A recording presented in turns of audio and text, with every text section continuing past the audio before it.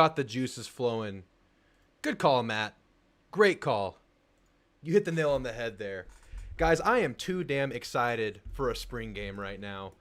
I don't know about you guys, but this one feels different. It's because it's the new era, right? It's the new era of Aggie football, and we're about to get our first glimpse. I know we're 2 weekends away, but we're getting a lot of information. Thank you, Mike Elco.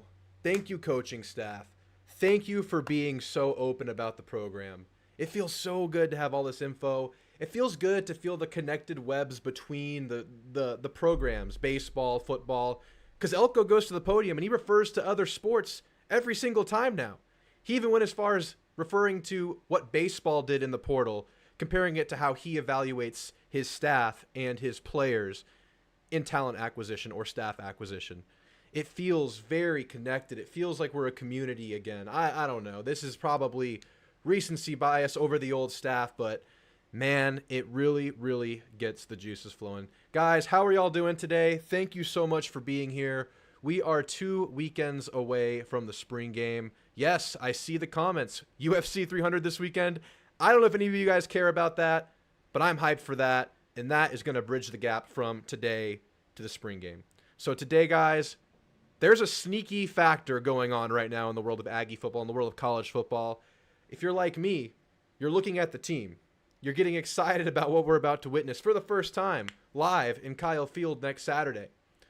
But if you didn't realize it, the spring window is actually opening up in 5 days. I didn't even process that until I started reading today in preparation for the show. I knew it was coming up, but I didn't process that we were so close to this starting and this Exodus era happening. So I want to talk a little bit about that. I want to have my final say about these Aggies going into that spring window before we go over a few more spring practice nuggets that we've gotten from Coach Elco, some more things that we've learned about this team, because he's been so damn open about things, so damn transparent and straightforward. It's really been refreshing. But before we get into all of that, I want to say what's up to everybody in the chat. I saw you guys getting us hyped up before the show even started today. Rolly Mirabel and Chris Cobb in there early and getting after it. Anti-Ag in there. Rolly live from El Paso. Good to see you in here, man, as usual. Chris Cobb's ready to talk some Aggie football, getting us hyped up with the hell yeahs. Hell yeah, Chris Cobb. Hell yeah. Good to see Anti-Ag in here, getting the band wrong, as usual, as per tradition at this point. Matt Meyer says he's going to be calling in. All right, Matt. We'll see what you have to say today. Rolly, I know I faked you out going from Guns N' Roses to the requested Baba O'Reilly. It was a request. I had to oblige.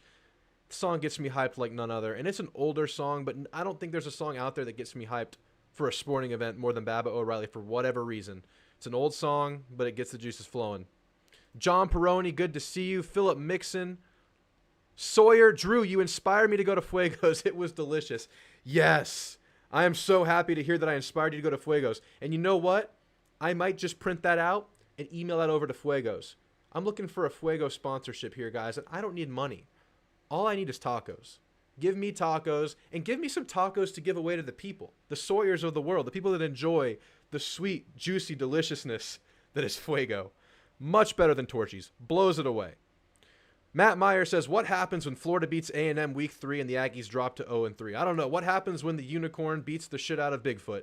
Not going to happen. Fantasyland, get the hell out. Florida isn't beating our boys. That's right. That's right. Big blanket party for Matt Myers. Matt, if that happens, I'll be depressed. But it ain't happening. It ain't happening. It ain't happening. Aggies walking out of the swamp 3-0, baby. Let's go. Connor completes the 40-yard deep ball to Mooser Walker, and we all lose our minds. That's what I need. Y'all saw my video yesterday. One of my greedy wishes for this spring game is, it's very specific. I want Connor Wigman to have a 40-plus yard bomb for a touchdown. I want to revitalize the explosive play, and I want to see Connor Wigman in action at that level. That would just make me so happy, as I'm sure, as I can see right here, Sawyer, it makes you guys happy too. We would love to see it. We need to see it, but not at the expense of solid corner play. We'll talk about the corners in a bit. We got some nuggets from Elco. Thank you. Nelson Gig'em, good to see you, man. Portal Chaos Pate says it's going to be like something we've never witnessed. Team's gutted. Oh, boy. Oh, boy. Yeah, it's a good song. It's a good song. I want tacos. All right, my job here is done. We're hungry. It's all good. All right, guys. All right. Oh, Rangers King. I cannot wait to hear you talk about Calipari. I watched some of his introductory press conference, his entrance to the program. It feels so weird. It's Jimbo-esque. I feel like I'm having flashbacks. John Calipari to Arkansas. Ooh, let's see what happens. All right, guys. I wanted to start with a little bit of portal talk. I have some spiels I want to get through. I want to have my final say before we go into this final portal window. So, guys, I think after this window, we're in the clear. I think this is your last chance to make those last-minute additions or last-minute carvings to the statue that is your football program. I'm thinking of some stupid analogy here. But this is it. You have, I believe, from April 16th to the end of the month to finish up your portal business. A&M, I mean, we fall into one of the categories of players who are probably looking to enter the portal, and that's players entering a new coaching staff. So after spring practice, most teams are wrapping up spring practice, if not about to wrap it up over the next 2 weekends. Players are gaining a better understanding of the pecking order, of the depth charts at this point.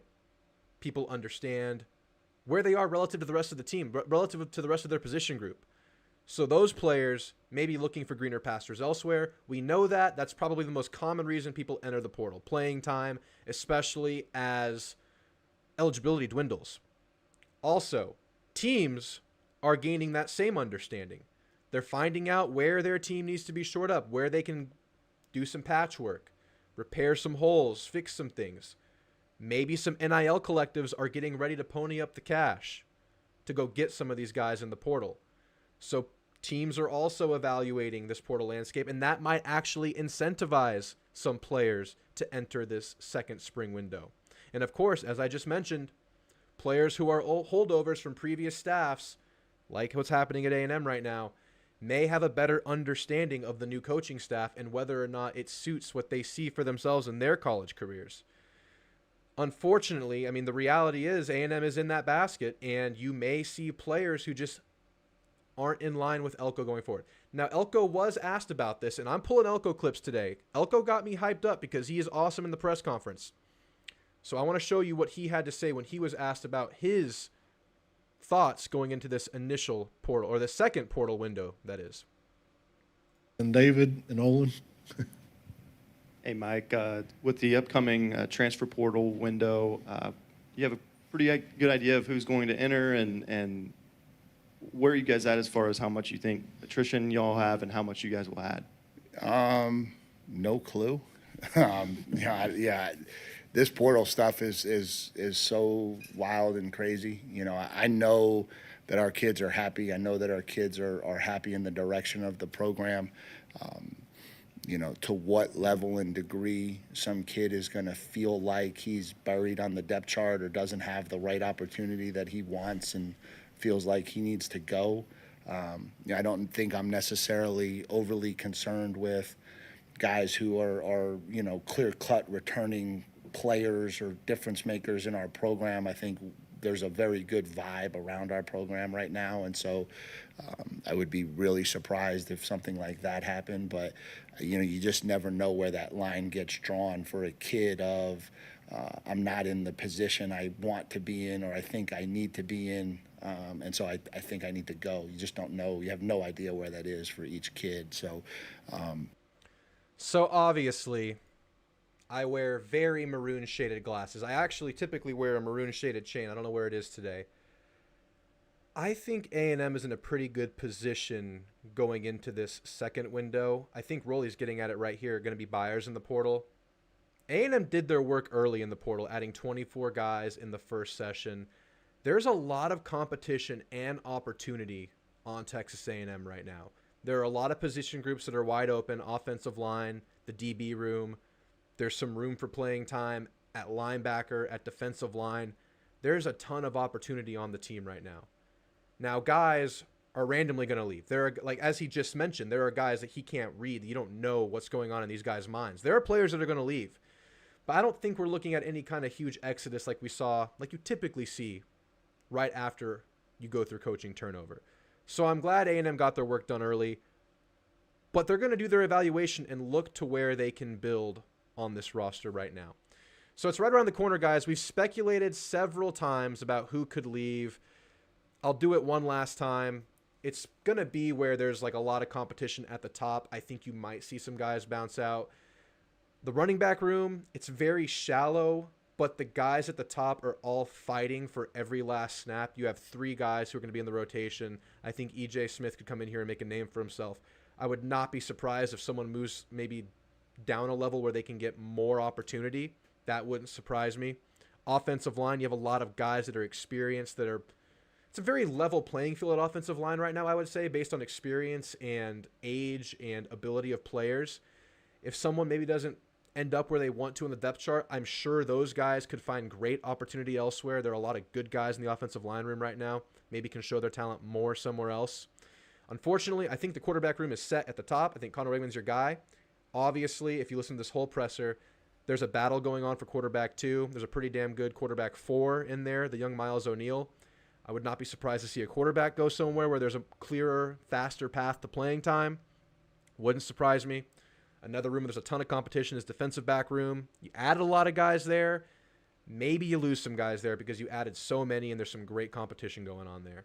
So I'm not going to give any more names like I've done before, but just as a final summary, those are some rooms to look out for. And of course, you can just see guys who up and leave, who just want greener pastures, look for more money, whatever. It's going to be fine, guys. It's going to be fine. But I also want to give you my wish list one final time, additions in the portal. And I think Elco mentioned this. He hinted at this now, and later in the presser, he said it again, talking about evaluation of players and looking to always have the opportunity to improve this team. You could add anywhere on this roster. You could add a better defensive end if you find him. You have some damn good defensive ends here now. They just added one in the portal a couple weeks ago, if not a week ago. So there's always room for improvement. But if you're going to ask me for a wish list, it starts with the running back. I know I just mentioned you might lose a running back, and that room could become even more shallow. So I think you need to go find yourself a running back in this spring portal. If you go star hunting, there's Damian Martinez that just entered it. Is it Daniel Martinez? Damian Martinez, the running back out of Oregon State. He's really good. He was on my fantasy team this year, and he tore it up. Steady guy. Might carry a bit of a price tag based on the reports, but that's someone you could go star hunting for. You also kind of need like a fullback, H-back, or a big running back. I think the word that was used to describe this need on this show before was a thumper, someone who can maybe be a lead blocker, maybe get a handoff in short yard situations, maybe be a hybrid tight end type. Think about like an Ernest Crownover or maybe someone like a Max Wright, someone like that. And maybe you could find a combo, a guy that can play running back, can do that, can play that role as well. Maybe you can find a guy like that out there. So running back, H-back, fullback, whatever you want to go there, I think you need something in the backfield. I think you need one more wide receiver. And I mentioned in my last video, I'm very excited about this receiver room, the glimpses we've gotten in practice, just what we're hearing about this team, how some of these transfers look, the Cyrus Allen, the Jabari Barber, the guys we know we have coming back, the young guys. I think you have a really good chance to have a good rotation at receiver next year, especially with Connor back, especially with what I think will be improved offensive line play. But you're a little shallow there. I mean, everyone needs depth everywhere, but I think you're feeling a little bit nervous if you're only going in with about 5 or 6 reliable receivers. You probably need one more guy who's maybe proven at a lower level, kind of like the guys you've been going after. Get a receiver. I would feel much better about that. And kind of along the same lines, defensive tackle. I'd really like a rotation of 6 or 7 guys there going into SEC play. I know that's greedy. I know that's a lot of guys, a lot of bodies. But in the SEC, you can go through those guys really quickly. You rotate those guys a lot, but injuries can accelerate that process. So defensive tackle, wide receiver, running back, H-back. But if there's opportunity anywhere, go for it. And I think Elco will do just that. So that's about all I have to say about this spring window coming up. We've talked about it time and time again over the last couple of weeks leading up to this. Of course, we're going to learn a lot more before the spring game. I'm hoping no one enters the portal before the spring game. I'm hoping there's no weird Bear Alexander situation coming up where, you know, your name's kind of out there and there's an alleged NIL deal to help you stay, getting more money. We don't know if that's what happened with Bear Alexander, but we hope nothing like that happens here. So I want to get more into some spring updates. Of course, we've had Elco take to the podium, as I just showed you guys. I have a few more clips I want to show. Before I get into that, just real quick, once again, this is a call-in show. I see Max from Spartanburg, Rangers King. He's waiting to get on. I know he wants to talk some Calipari. If you guys want to chat, click that link that is pinned in the chat. You'll be prompted to enter a waiting room. We'll talk one-on-one live on YouTube. You can talk Aggie football or anything in the world of sports. Wherever you want to take it, we'll go. So that call-in link is pinned. We're going to talk about these spring nuggets we've got, and then we'll get into the callers. We have Theo waiting now. So Max and Theo, the duo to kick us off as usual. If anybody else wants to jump in, it's wide open. All right. So as I just showed you guys, Elco hit the podium again, and he was once again very forthcoming about information, which is a nice, refreshing change. I don't know if there's any one right way to do it, but it's a very refreshing contrast to what we had under Jimbo, where things were very tight-lipped, very secretive, very Fort Knox-ish. But what Elco did at the beginning of this presser was something that I don't think Jimbo is very good at, and that was managing expectations and maybe lowering expectations at times. Let me play this clip for you guys. They know this because I tell them it every day. We're a long way from the football product we need to be to get where we want to go this season. But again, I think that's not to say that we're disappointed. I just think it's the reality of new system, new scheme, new everything. And so we got a lot of work to do. They know that. They're continuing to come in and do those things every day.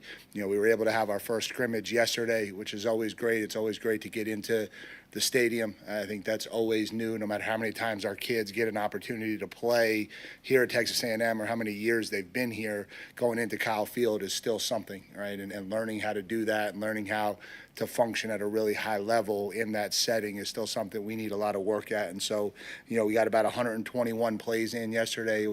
So, yep, guys, obviously a scrimmage happened, closed-door scrimmage, but things are still in the building process. We're looking at a whole new everything. New staff, bunch of new players, new philosophies, new ideologies. Everything's new. And he's not beating around the bush. They have a long ways to go. They're very much in the mistake period, the learning period. That's normal. And I'm glad he's being upfront with that and not trying to get our expectations too high. That's been a problem with us consuming this team over the last 3 years. Expectations have been sky high, and it makes the fall, if there is one, even more brutal. He's also very honest about his player evaluation, talking about strengths of players and not afraid to highlight their weaknesses directly. And I think he does that because these players are probably very well aware of the weaknesses that these coaches see in them. He talked about Ruben Owens and Connor Wigman. Ruben's been good. I think I knew Ruben a little bit from recruiting. I think he was just kind of getting going down at El Campo when I left. And so, obviously he was a big name. And I think, he's had a really good spring in terms of doing the things he needs to do to take his game to the next level. I think he's extremely athletic. He does a really good job catching the ball out of the backfield. I think he needs to, just learn how to be a running back in the SEC, right, and how to get 4 and 5 yards sometimes, right? He does a really good job of getting the 30 and 35 yards. That's his natural athleticism. We got to get him to be a little bit cleaner at the 4 and 5 yards, and that's what he's working on. I think he's Bingo. That is exactly what we saw from Ruben Owens last year. And, the coaches see this stuff, but it's nice to hear them say it, to validate it, to confirm it, to show us that it's on their radar actively and continuously. It just makes us feel good as fans to hear it. But last year, we had a lot of complaints about the offensive line. But something that was always there was that these running backs weren't always taking what was there. That Ruben Owens, the young and developing and insanely full of potential Ruben Owens, would sometimes try to get greedy, bounce things when they're not there, take a wrong angle, not follow his blockers, and just kind of get stuffed at the line of scrimmage. Whereas a guy like Le'Veon Moss was always willing to invite contact and drive forward for those 3, 4, 5-yard gains that are extremely important in a football game. That's exactly what we thought Ruben Owens needed to work on, and here Mike Elco is highlighting that weakness and bringing it to the forefront. Really great to hear. He was also asked about Connor Wigman's scrimmage and did not hesitate to also give some weaknesses there. That's the wrong screen. I'm a pro. Was Connor able to kind of go 100%, I guess, in the scrimmage, and what were kind of your impressions of how he did? Yeah, he's not 100%. I mean, he's not going to be 100% coming out of spring. He's still recovering from the ankle, and so but he's able to go, right? And that's, he's a tough kid, and it's a testament to him that he understands how important it is to get these reps. And I think that's a mindset that I've been very happy with our kids this spring, that, we have guys out there that are nicked up and understand how important it is to go on the practice field and practice. And so that's good, and Connor's doing that. And so impressions of him, it still has to slow down for everybody, him included. I just think it's I'm a coach, right? So I don't know how to sugarcoat all of this stuff, but it's not great right now because they're not comfortable in it yet, and that's part of. That's okay. That's part of this stage in the adoption of a new staff and a new philosophy. This is part of it. Like I said yesterday, what I said is they're kind of shattering this thing down and rebuilding it in their way. And it's okay to have these mistakes right now. Obviously, if you're listening to him right here, the offense isn't clicking just yet. Connor Wigman isn't humming just yet. In addition to having to learn everything, Connor Wigman hasn't played football in several months. He is just now getting back onto the field, kind of right as spring is starting. And it's a long ways to go. But he's learning with a clean slate. He's learning with a fresh slate under this new staff. And it sounds like the team is very adaptable and flexible and willing to learn from this coaching staff. So that'll be a work in progress. And keep in mind, as we work down some of these statements that he made, that Elco is not afraid to highlight weaknesses or tell you where the team is deficient. I think he made it very clear this offense still has a way to go. So let's hear him talk about some defensive things. These are some comments about the DB room. I'm not going to share the whole spiel about the DB room here because he talks about it several times. But after we listen to this clip here, I'm going to talk a little bit more about what he had to also say outside of just this clip. In terms of the nickel role, I think, there are some guys who are maybe better as nickels or feel the game better as nickels. I think you look at a kid like Jaden Hill.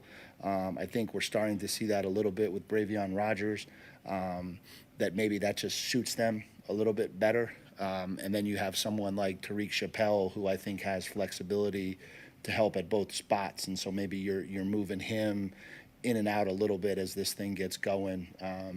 I think nickel's probably a little bit harder than corner, just from you're a little bit closer to the ball. There's a little bit more going on. And so I think from a scheme standpoint, the more reps you can get at nickel, it probably benefits you than always needing to be out of corner. Go back behind the line.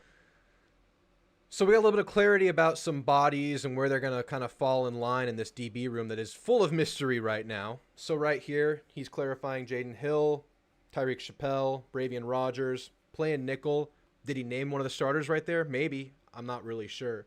But he also said that corner has been a strength, and he's happy with where the corner room is. I don't know if that was this presser or one of the previous ones, but he and Jay Bateman have both kind of acknowledged that corner may end up being a strength after it was such a weakness for this team, particularly when he adopted this roster and there just straight up weren't any corners besides like 3 guys. That's encouraging to hear. I didn't highlight it. I'm not going to play it for you guys, but at the end of this press conference, he also said that he's very happy with where the safety room is and that Bryce Anderson and Dalton Brooks are taking steps forward. Could those be our 2 starting safeties next year? Could they be starting in the spring game? I don't know. But that could be a big piece of the puzzle right there. We know what Bryce Anderson is, and we think we saw some increase of play from Dalton Brooks over the course of last season, getting some playing time early, really coming into his own in the bowl game, and now getting compliments from Elco in this latest presser. And Elco's a safeties guy. And if he's willing to kind of downplay the quarterback and highlight some issues with the offense, but he's actually complimenting the safeties, I think he'd be willing to downplay the safeties, being a safety guy and being an honest evaluator of a team. This guy's highlighting the safety room and pretty high on the corner potential. So, if offense is a work in progress, maybe DB's a little bit ahead of schedule after all the turnover we just had. That's really cool to hear. So the last clip I have for you is I have to play this because it's been on our minds for so long, maybe 3 years now. Comments on the offensive line. First off, AC, I appreciate the fact that you or your media about the cohesiveness of your offensive line and the importance of that unit growing together to not only open holes, but more especially to protect the quarterback, something that has really hampered this program over the last 3 or 4 years. Yeah, I think our focus is a lot less on cohesiveness right now and a lot more on strain, learning how to strain to finish blocks, learning how to strain through the whistle, learning how to do things that are really hard and really uncomfortable, because I think that's the nature of playing offensive line well. And so we don't put a lot of stock right now in cohesion. We want to see kids play harder and block better. And so to me, that's the challenge and the challenge that we've presented with that group. So to me, that statement was a twist, because when you think offensive line, you think chemistry, you think building together, building on each other's strengths, building on that communication, that chemistry. But Elco zigged there. He zigged there. He said, we're not even looking at that right now. We're looking at building that strain. And it kind of goes in line with what Colin Klein was mentioning in one of his previous pressers, that they're really focusing on fundamentals and moving guys around. It's pretty hard to focus on chemistry when you're experimenting with the offensive line. We've heard that players are playing in new positions we haven't seen them in yet, whether it's Chase Basantis playing left guard or TJ Shanahan playing center. Guys are moving around. So they're really focusing on just those fundamentals, that strain, that effort to stay on blocks.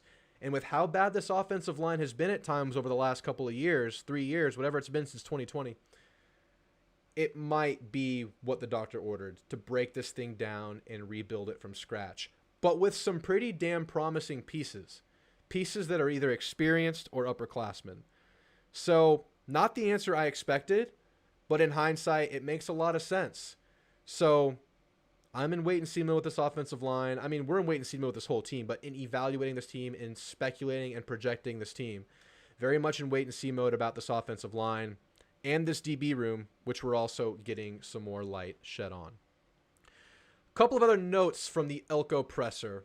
Armaj Reed Adams has stood out. That's a big deal. You needed some guys to step up on the offensive line. I think you have some injuries there. I think Cam Dewberry's not practicing. Obviously, Bryce Foster's not there. But Armaj Reed Adams is a transfer out of Kansas, and you needed some upper class. I mean, you just needed improvement at the offensive line. You needed guys to push guys, whether it was guys getting snaps or guys just pushing guys. You needed this effort from the transfer class. And I think Elco only highlighted a couple of guys when he was asked about the transfers, and Reed Adams was one of them. So that's a guy you might see maybe potentially starting or getting into that 7-man rotation or so. He said Nick Scorton looks the part. Anybody surprised? Anybody? Big Ten sack leader? I don't think so, but it's great to see that validated and see that continue. I told you one of my greedy wishes for the spring game, I want good on good. I want Scorton to beat Trey Zune for a sack on Connor Wigman. I'm confident in Trey Zune. I like Trey Zune. I think he's our best offensive lineman going forward, returning, however you want to say it. So that's why I want to see the best guy we got in the portal go after our best guy on that offensive line. I would love to see that from Nick Scorton. I'd mentioned this already, Bryce Anderson moving to full-time safety. And now I have one final nugget, not really related to anything, and maybe it's not that substantial. Maybe this is all common sense stuff that Elco says right here. But I just really love the way he says it, and I'm going to tell you about it after you listen to it. Things, whether it's the transfer portal, it's recruiting, whatever the case may be, I think evaluation is critical, right? And everybody talks a lot about what is the right path in the portal. Is it to take guys from big schools, small schools, little schools, whatever? The path is to take the right players, right? If you look at our baseball team, you know, we have a really talented high-level transfer. We have a transfer from Penn and Columbia, right? And all three of them are a reason why we're the third-ranked team in the country, right? But what a freaking gem, man. You know, he opened the presser talking about the golf team, I think, and now he's relating baseball transfers, really damn good baseball team, to this team and his evaluation of players. And I think this was, I think he used this as an analogy for how he evaluates his staff as well. But man, Elco really knows how to push our buttons, right? He's relating our football and our baseball programs, shouting out the other sporting programs. It's just what us fans really want to see from the coach, especially given the previous regime. Doesn't mean much, doesn't really do anything on paper, but it's just really nice to hear. And okay, guys, let me catch up with the chat. That's about all I have from that press conference. There are a couple other nuggets in there. If you haven't given it a listen, give it a listen. Really good stuff every time Elco takes to the podium. Philip Mixon says Connor injured his ankle, not his arm. He can still fling it. Yeah, he's going to be fine. He's going to. I think he's just not going to be the runner that we're used to in the spring game, but quarterbacks usually aren't that in the spring game anyway. I think we're going to have a pretty good glimpse of Connor in Colin Klein's offense. He will be the starter, Chris. A&M will be buyers in the portal. Inevitable will have players leave. Yes, agreed. We finally got a football coach. Thank God Jimbo got fired. Yeah. Longstreet, the 4-star quarterback of 25, is crystal ball to commit to A&M. Isn't that this weekend? Be awesome. Huge momentum piece. We've been hot in recruiting recently. If you can capitalize on that this weekend, things look really good. I think it's us and Auburn for Longstreet. Keep an eye on your insiders, guys. That would be absolutely huge. I'll believe we're any good once we see it on the field. Lash, great to see you, and I totally agree.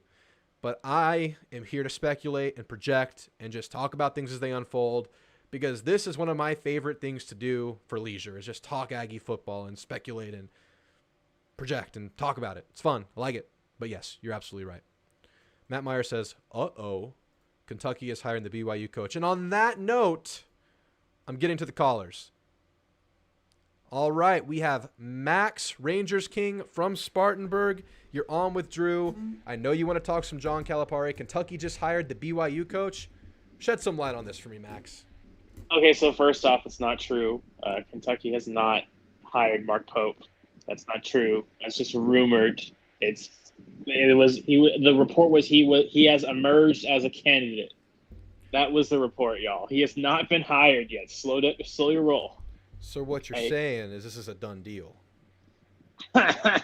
Is anything a done deal these days until the press conference? Look, Mark Stoops was absolutely a done deal, and here we are now. Let's relate this to Kentucky yet again and relate it to A&M. So, yeah, man, I don't know. I just saw that in the chat. I'm just going off of that. So it's not Scott a done Drew deal. was a done deal, right? That was Nothing's what we all a done thought. deal. Nothing's a We done all deal. thought Scott Drew was a done deal. I thought Scott Drew was a done deal. And he's like, you know what? Nah, my family's cushy in Waco. I'm like, what is wrong with you? Yeah, Whatever. I know. Grubb was a done deal, wasn't he? And now that's not happening. So we got a bunch of things not happening when they're going to happen. But anyway, John Calipari, absolutely happening. I know you want to talk about that. Unless you have something else on your mind you want to get out first. You have the floor, Max.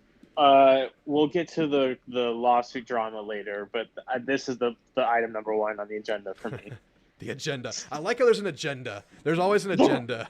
There has to be an Yeah. agenda. I mean, come on. Is there nothing more strongly advancing the pony agenda than the fact that we single-handedly unseated John Calipari? Let's go. I mean, come on. Obviously. That's item one. That's item one. But as much as I joke about that, I mean, in all seriousness, this is such a weird situation because everyone's celebrating their hire, and yet everyone's celebrating the fact that they got rid of the guy who left. It's so weird. It's really weird.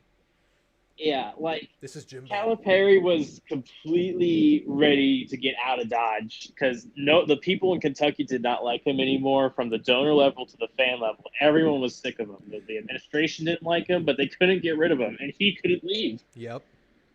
And it's worse than Jimbo because Jimbo, I'm not entirely sure every person at every level hated Jimbo at Florida State, whereas it felt like Calipari was on his last legs. Everyone was sick of him because of various things.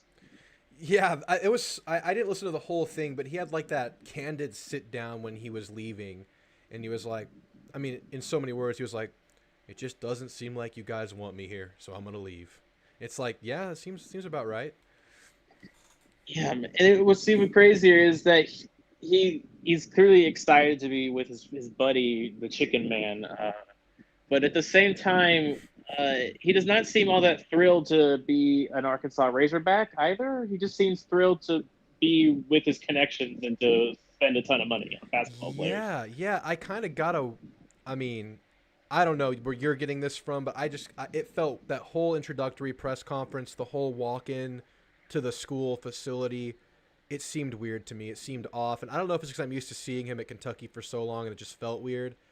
But it felt weird. It seemed he was awkward. He was awkward, right? He was awkward. Yeah.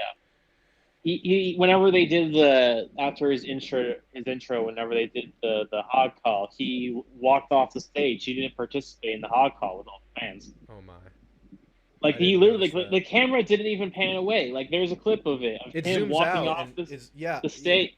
He walks off the stage as they're like, Arkansas fans, let's call these Hawks. And then they still have the camera on him. He walks off the stage, and then they cut the camera in time to focus on the crowd. But you still see him walk off the stage during the start of the hog call. Yeah. Could you imagine if they had gotten anything like that of Jimbo at the start? of like any sort of Aggie war hymn, and then like all of a sudden, as they start the hymn, Jimbo walks off the stage.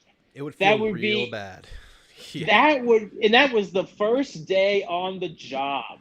Oh my gosh. You know what? He makes that joke, right?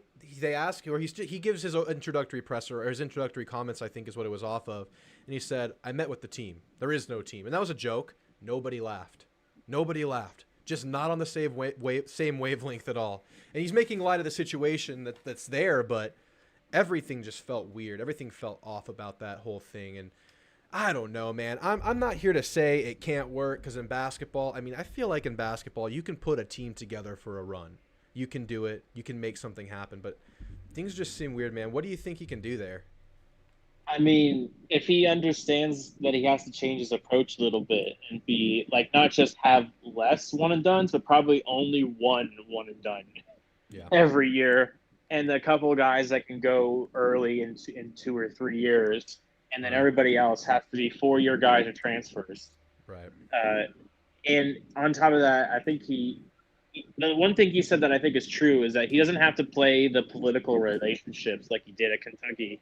He lost some NIL support from bigger donors because of certain political interactions, which I will not get into, but are basically people did not like him because he didn't campaign for them in certain ways or let players campaign for them. Right. So he lost some favor there, whereas that problem doesn't really exist at Arkansas because he's backed by a bunch more business folk. Right. So I think in that respect, it's going to be easier for him to deal with managing and getting players because he doesn't have to also be the guy raising money. Even though it's not like Kentucky was ever lacking for resources, but he couldn't get the people who would be willing to fork over money who have large amounts of money. So he had to go work with smaller dollar people who were still willing to give plenty. It's just a lot more time out of his day, which ruined things, right? Yeah. Yeah.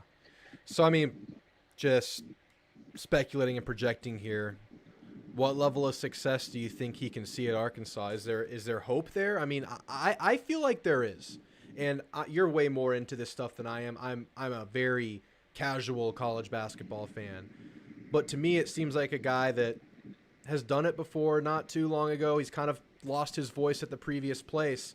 He can maybe find it again. It's the same thing I said about Jimbo, and it almost worked out 1 year, but then it crashed and burned horribly. The difference between Jimbo and him is Calipari was never known for, like, he had some progressive, high pace, fast break, focused offense, but he was never like the offensive or really X's and O's guru in general. He was always players first. Yeah, which is fine, and it's probably preferable that way because if you have a system that gets exposed like Jimbo's did, then you're not going to last, or you're just going to be a waste of time because he did last, but he was I would say for a few years he was a waste of time. Yeah. Whereas with Calipari, I'm like, he's going to be able to get players, and he's going to be able to win games. His game management skills and his X's and O's are up to question. He has the chance to regenerate that resume by hiring a more well-rounded assistant staff. Keep in mind, last year was the first year of 5 assistants being allowed in basketball. So then he can start over and retool a 5-man staff better with thinking about some of those factors more instead of only hiring guys from within, which is almost what you have to do at a place like Kentucky. You can't just add 2 more assistants and be like, oh, we're going to hire from outside for this 1 year all of a sudden because of this rule change. Whenever you have guys that have been working with you for like 5-6 years who could put in the time, you have to give them a shot there. And now he's starting anew. He can pick and focus on game management and X's and O's on 1 or 2 guys, and then the other guys can be player development, recruiting, or handle those roles however you will, as long as they can get it done. Because they weren't getting it done at Kentucky with the X's and O's or the game management whenever it came to the postseason. Right. I mean, how in the world are you not prepared to be able to face the zone from Oakland? I mean, come on. Everyone knows what kind of zone Oakland was playing. Yeah. I mean, NC State was able to handle them just fine, and they did not have anywhere near the talent. Yeah. Yeah. So he has the potential to go on, do the same things Muss did in terms of making it far.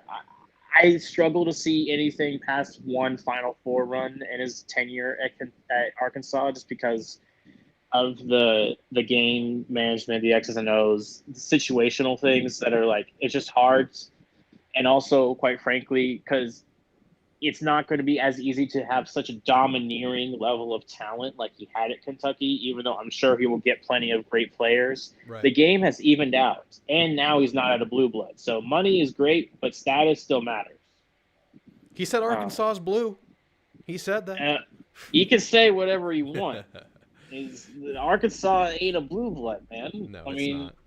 It's okay. Trust me. I want SMU to be the top dog, but until we decide to hire coaches who consistently win instead of Andy Enfield, we ain't so we ain't so blue. Ain't so blue, man. But we got to talk about one more thing, and then I think you might have a question about something else, depending on what theme you want to share. But Florida State Part 2. The lawsuit in Florida had a hearing on Tuesday, and they did not stay the Florida lawsuit either that Florida State filed, which means it's going to go on. And it was based off of the reasoning they didn't stay the lawsuit was like patent cases, which made 0 sense, and that somehow the ACC was taking from Florida State in some sort of reverse Fifth Amendment wrongness procedure that makes no sense. And I don't understand how the ruling was made in that logic, but it was made. And so now we have 2 lawsuits going forward at once. And basically whatever lawsuit is finished off first after appeals and all that is the one that will get enforced. So we literally have a race to determine which lawsuit will end. And it is terrifying because even though the North Carolina one is ahead of the Florida one, the notion that the way the law is going to be decided is based on which one rules first just feels like so archaic and unnecessary. Like, this is not a good way to enforce the law.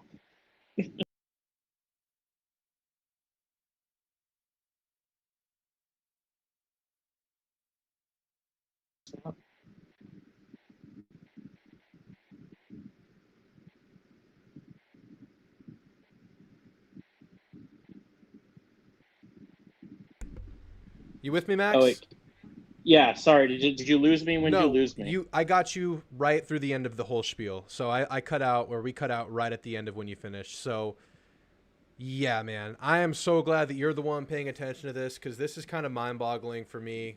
I thank you. Keep us updated, man. I don't really know what's going on there. I'm not paying attention to it, so thank you for doing that. What was the other question, man? You had one more. You said I was going to ask you a question. Oh, well, I figured you might have something you want to talk about because you had a theme last week, so I was waiting. Oh, okay. Well, I was just going to kind of say that Elco did it again. He keeps unifying these sporting teams, these groups, and bringing up other programs and using them as analogies for his program now. So he's continuing to do the thing. He's continuing to do the good fan thing and the good community program thing, which we love. I don't know if you heard my early spiel. He was using the analogies of the transfer portal commits that we got in baseball, where we got the high profile guy, but we also got the Ivy Leaguers that have turned out to be great players for the baseball team, and how he's using the same philosophy in evaluating for his football team and evaluating for his staff even. And it's just really nice to hear. So I figured you might want to chime in on just how good that is again. Synergy is always being connected and being constantly promoting. Like I said, this is the high volume thing, but on top of that, being connected to everybody else. Yep. All those things together, push everything forward together. It adds more force. Yep. So I can't ever say a negative thing about any of that. Yeah. This is going to be the best you're going to feel right now until the balls are kicked off in the fall. Yeah, of course. This is undefeated season, man. We're all undefeated right now. This is talking season. Yeah. This is the best part of talking season. Yeah. Because all the coaches are talking and they're making you feel good, and it's a new coach. That new coach, instead of your new car smell, it's new coach smell. Max, I don't know if you've heard. but there has not been one bad spring practice this year. Every single one has been great. Between all schools and all of college football, I think we have I think we should be expanding the playoff to about 64 teams this year because everyone's really good right now. No, we gotta have the first 4. We gotta have 68. Yeah, 68. You're right. You're right. You know, we have 68 good springs. We can have a first 4 here. Yeah, spring. It's all good. Do you want to give any comments about going into this last spring window? Maybe how you feel about what's going to happen going into it? Is it going to be crazy? Because some people are saying it's going to be mind blowing. Because I'm skeptical that it's going to be as bad as the first one or as active as the first window that we had this winter. I mean, do you have any anticipation for it? What do you think is going to happen here in a couple days? From what I recall, the lawsuit against the NCAA, one of the lawsuits, I think it was the Tennessee lawsuit, opened up the portal to anyone for immediate eligibility, regardless of whether they transferred before. That's right. That's right. So that should add some hectic craziness, mostly among depth players and players who were never playing in the first place. There's just going to be a higher volume of guys than before. That's right. But I don't think there's going to be like any higher volume of stars or starter level players at the portal. Sure. It's all going to be about those kinds of guys who are realizing, hey, I can't make it in spring football after spring football. I'm not going to have a realistic shot to play here. But I wouldn't have been able to transfer before. But now, while we are in this period where somehow we have this immediate eligibility for basically anyone, I better take my shot because I might not get another one. Who knows how this system's going to play out? That is why we have you on, Max, because that's a really good point to bring up, that they're, despite how many times they transferred before, they're eligible to play next year, and who knows how long that's the case until the next lawsuit. So, yeah, man, that's a really good point. Well, all right, Max, you got any other closing thoughts? Any other things you want to bring up while you're on? Oh, man. Just, I will reach. How's what? No, go ahead. Finish your thought. Buzz, I saw someone, one of the reporters was like, maybe Buzz Williams will be on the Kentucky coaching search. And I was like, there's no way, because Kentucky fans, whenever I said the A&M fans would eat Mark Stoops alive. Yeah. The same 100%, 1,000% goes for Buzz. Kentucky fans would chow down so hard. Yeah.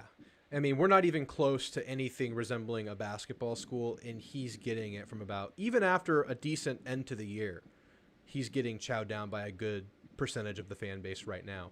Over there, I can't even imagine. The patience that it takes to be a Buzz Williams supporter and just the whole philosophy of what Buzz Williams is. Yeah, it would be rough. I don't see that, but who knows? Do you have any names in the forefront? Matt Myers says it's a done deal with the BYU coach. I don't think it is. It ain't. I think he's doubling down. I think he's just doubling down. I think it would be hilarious if it was, because that would make Kentucky look like a laughingstock, right? Yeah. But, yeah. I mean, if you have a pick, I would say Sean Miller at this point, because that's the guy that's the most established and has, been willing to spend money on things even when it wasn't legal. Right. I would, if in another life where Will Wade is still at LSU and he didn't get busted, I could say Will Wade, but I don't think Kentucky's willing to do a guy who is still on the second 2 years of a show cause penalty. Right. Although SMU should have hired, but that's another story that we don't have time for today. Right. Yeah, but Sean Miller, it'd be funny if they tried to get like Shaka Smart. That'd be very funny to me. Yeah. Outside of that, it's very hard for me to see like why would Matt Painter go? Why would Brad Underwood go? Why would Bruce Pearl go? Why would Nate Oates go?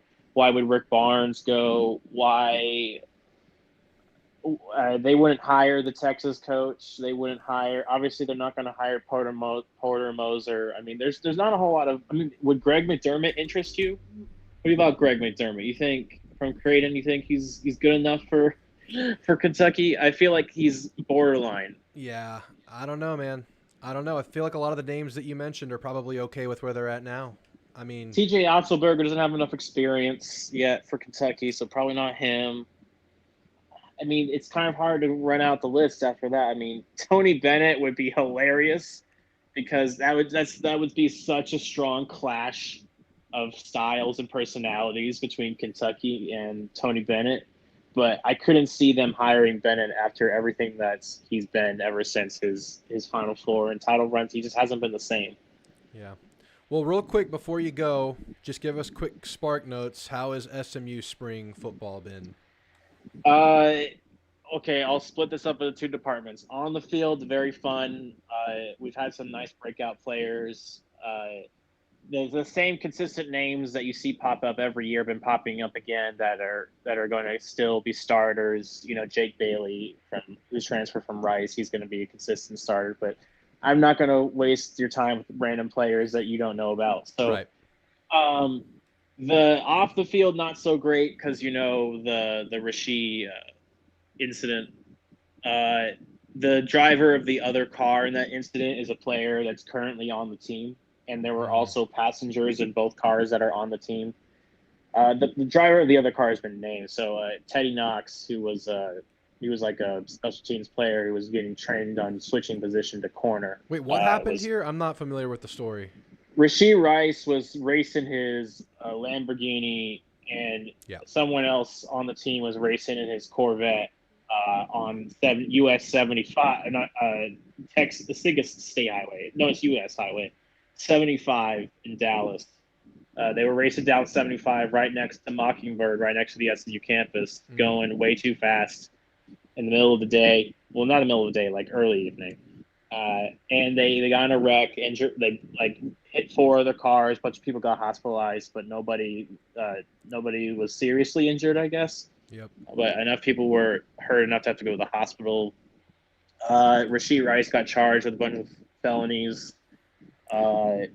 But he's cooperating with the police apparently, but the warrant's out for his arrest, yada yada. Same story goes for Teddy Knox, the guy who's on the team now for us. So it's not a great thing to have that happen right before your spring game the same week. Yep. Especially because this week now we just had our former players dinner, and Rasheed obviously could not be there. Yep. So it's a weird time, honestly. That's the thing, man. I mean, these kids, most of them are driving nice cars, and most of them want to open those things up and drive them fast. And I think it happens more time than they're getting caught. So it's just unfortunate. It's the nature of it. Especially SMU guys. I mean, come on, we're known for it at this point. It's true. It's true. Well, all right, Max. Thanks for that. Thanks for giving us some insight into some things that I can't really provide much into. We appreciate it as always, man. And I'll see you next time. Yeah, man. Best of luck. Good luck on dealing with all the shenanigans you got in the portal coming up, because I think you're just going to be blown at just how many players at the bottom level of every team are going to be in the portal because they're going to think there's another shot. And I'm like, that's not how musical chairs works, buddy. I know. Who's going to get stranded in the portal? We'll see. We'll see. All right, man. Have a good one. Yeah, see ya. All right, that was Max, providing insight in ways that I cannot. All right. Couple things in the comments, then we'll get into Theo. Last call for callers tonight. If not, we'll get out of here after Theo. Philip says, I think the players are starting to understand. The rotation is the name of the game. If you're into 3 deep, you're going to see playing time. Third string at A&M is better than starting at TU. Couldn't have said it better myself. But yes, absolutely. Get in the rotation, especially if you have eligibility left, especially if you can make a name for yourself. Maybe that's better for your development anyways. But I know a lot of players probably don't think that way, but maybe some are coming around. I'm not getting into OJ. I'm just not. No. Jeb made it in. Good to see you, Jeb. How was Austin? Everything good? Good to see you in here, man. I knew you'd show up. I knew you'd drop a comment. Good to see you. Hard hitters in here saying cheers. Good to see you, hard hitters. All right. Theo, you're on with Drew. What's on your mind tonight, my friend? Oh, nothing much. Just checking in on you. See how you doing. I'm doing good, man. Doing good. Did you ever get a chance to watch the Elco presser lately? The latest one? I did, and it was pretty eye opening. And he gave us a lot, something didn't he? You hit on earlier. He really did. Something you hit on earlier that the offensive line comment really drives home is they aren't focused on like the continuity of the defense or the offense at the moment. I feel like he's really trying to break the team down and really get them to focus on the fundamentals and win with fundamentals. Yep.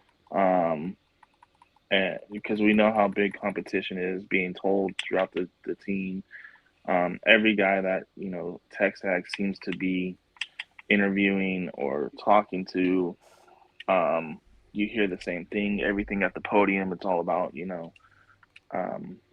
effort and winners and losers and consequences and rewards, and things that we weren't hearing about before, along with discipline and all that stuff.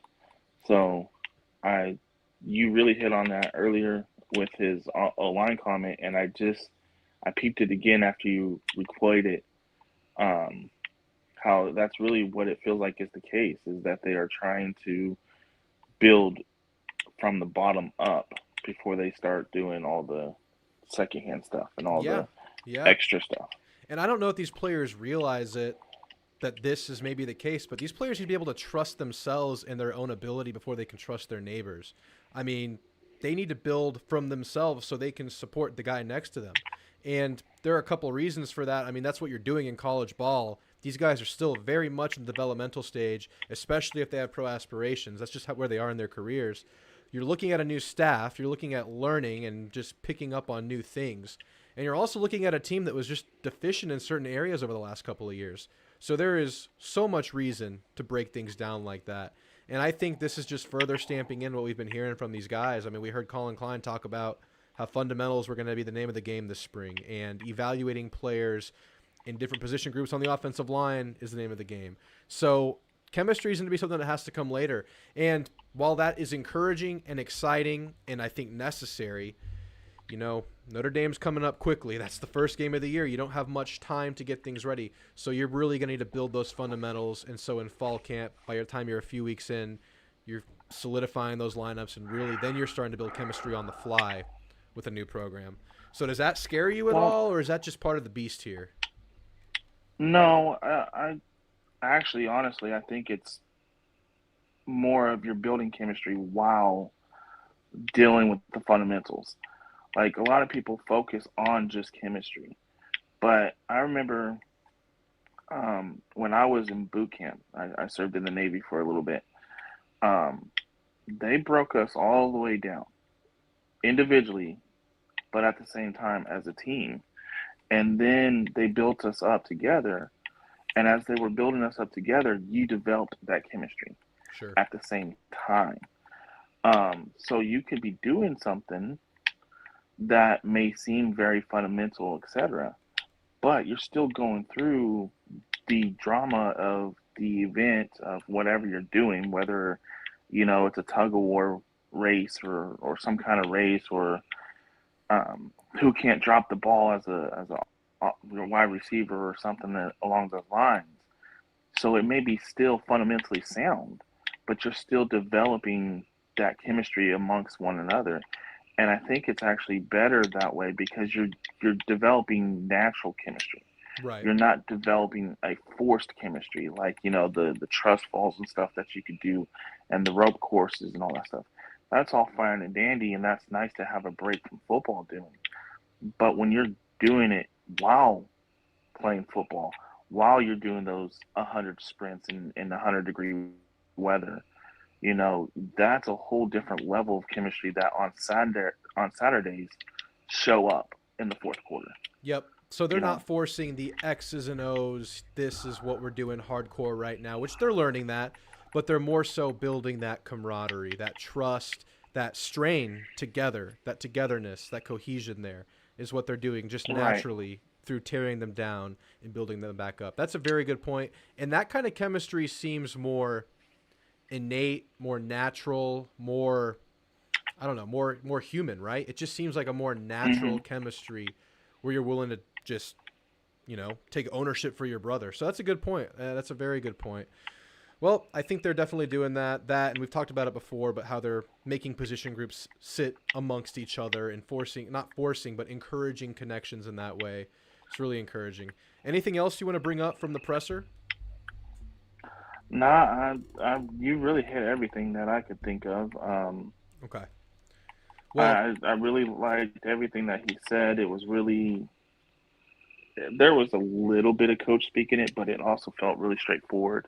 yeah. Um, I liked how he, I don't know if you got a kick out of this, but I did when he was talking about how somebody asked about the transfers, and he was trying to list all the transfers we had, and he was like, see, hopefully someone doesn't get mad at me now that if I forgot someone. Yeah. Olin asked the question. Of course, Olin's always asking the hard-hitting questions. That's what he does. I think he asks great questions, but Elko's like, so what you're really asking me is, out of the 24 guys we get, how can I single out 2 and piss off 22 others? Which is hilarious and true, because that's what you do.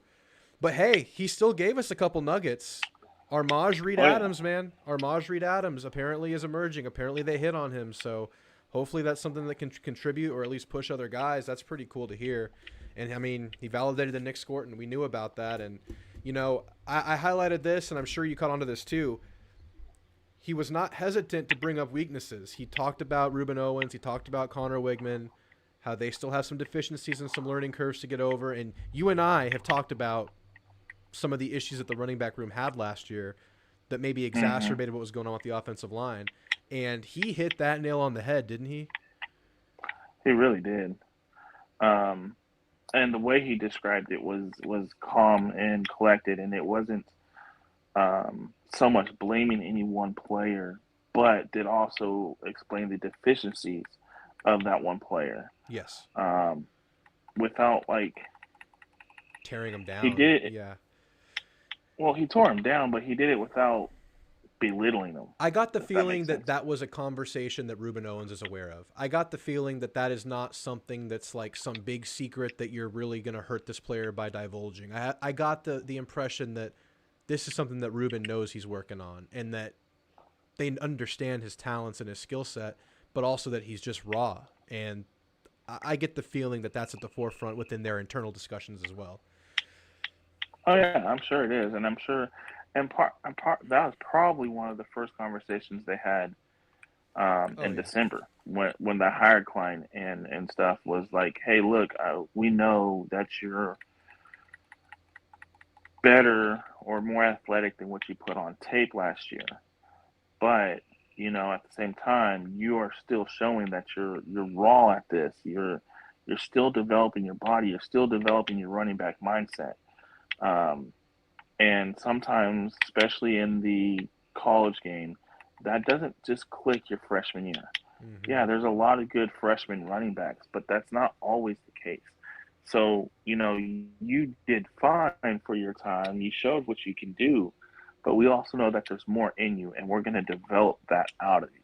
Right. And, and you said click. There definitely was not a click moment for Ruben Owens last year. What I saw from Ruben Owens was a gradual progression, encouraging to see, but at no point in the year did he cure the problem that was there for him the whole year, which was his initial decision-making at the line of scrimmage was what I thought his biggest flaw was.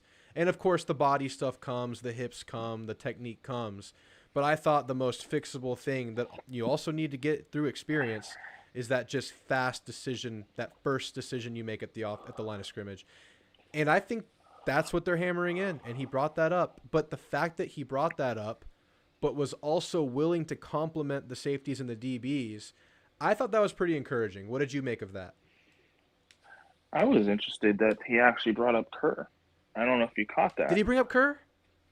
He brought up Jared Kerr. I missed Kerr. When he was talking about the group, and he mentioned the foursome of Ratcliffe, Anderson, Brooks, and Kerr. Oh, for the safeties. And that kind of shocked me. Yep. For the safeties. And that kind of shocked me because a lot of people have been, you know, kind of down in regards to what Kerr showed last year.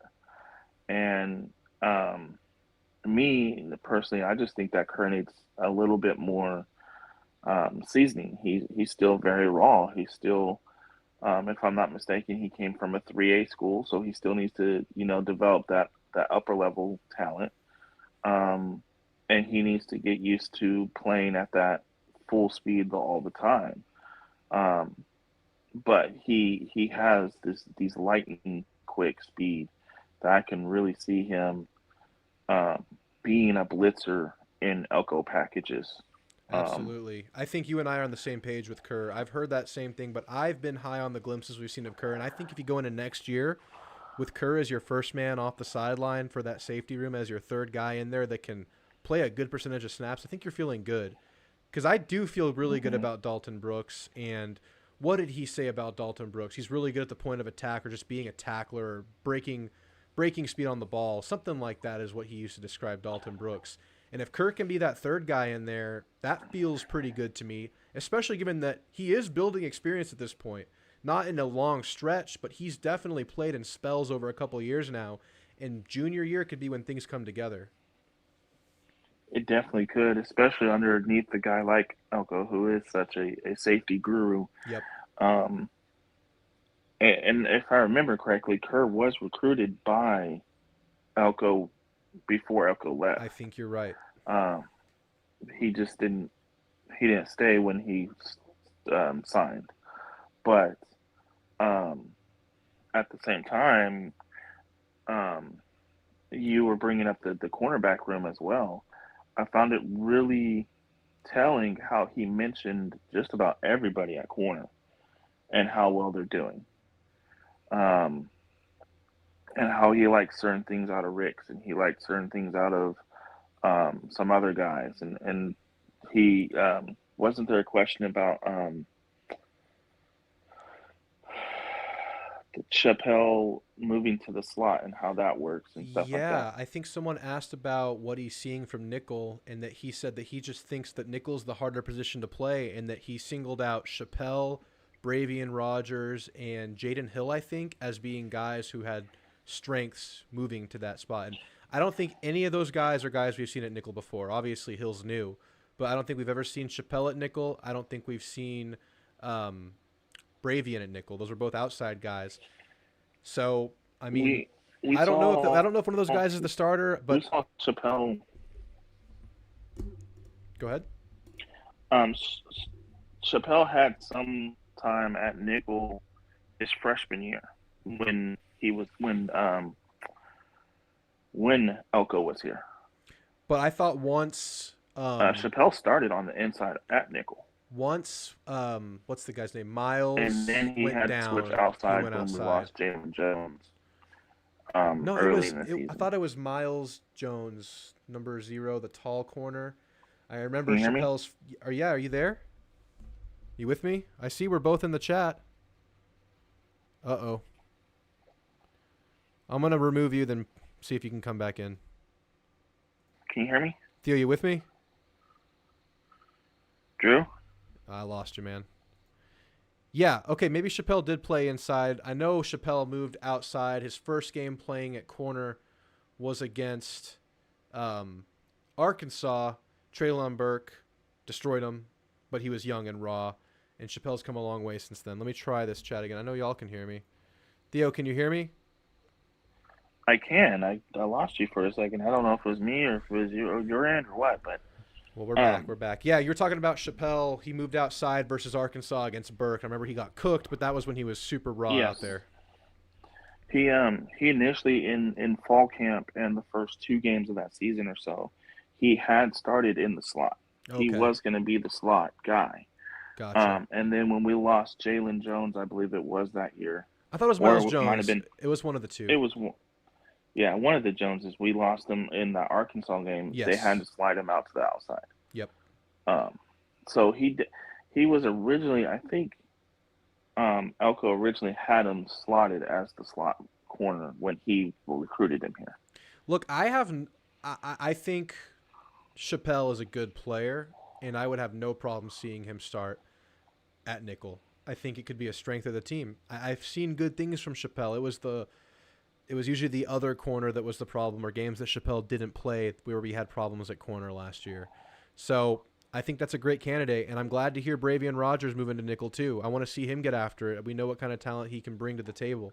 He played more later in the year. He got a little bit better as time went on. I know he was thrown in some tough situations versus LSU. Gosh. But, I mean, talk about LSU, jumping off the deep end. Ole Miss. Yeah. Oh, yeah. Man. Yeah. He had his play against Ole Miss towards the end of the third and fourth quarter. That's right. Because one of our corners went down, I think it was Chappelle that went down, if I'm not Yeah, mistaken. I think you're right. It was Chappelle and Harmon went down that game. I think they both went down. So he had to go in there against that beast of a kid, and he got beat on that double move. Yeah. And he still was, even though he got beat, he still had made enough gain to be back in the play when the ball got there, Yep. which is an encouraging sight. Not a lot of guys can get beat on a double move like that and then still be able to make up ground and recover. Don't sleep as a freshman on him, and don't sleep on Javen Thomas. I think those guys have great bodies for corner. They were thrown out in the deep end last year at times. They're going to get better with the competition. I know we got a lot of guys entering the room, but those two guys are still there, and I think those guys have a bunch of potential. Freshmen with experience are always valuable pieces. I think they learn a lot through that experience, obviously. So let's see what those guys can do. Theo, what else you got for me? I'm interested to see where I'm bringing up young corners. I'm interested to see where Bussy fits. Good point. Can you hear me? You with me? Because, yeah, okay. I can hear you. Okay.